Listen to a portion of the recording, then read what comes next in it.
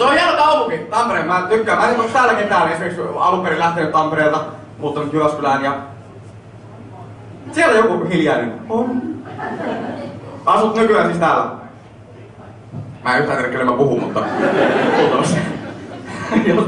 Eiks Tampere ole mukava paikka? Näin.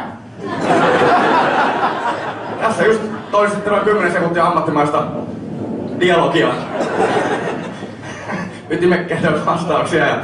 Koska mä ite tykkään oikeesti siitä kaupungista helvetin paljon. Mä oon asunut siellä muutaman vuoden.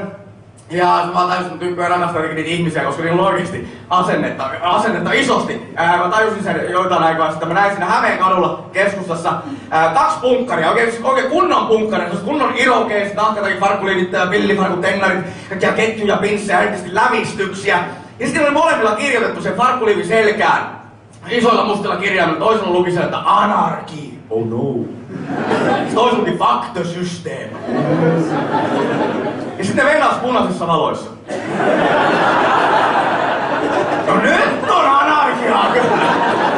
Ui! Mennäänkö yli? Ei saa mennä. Mitä odottaa?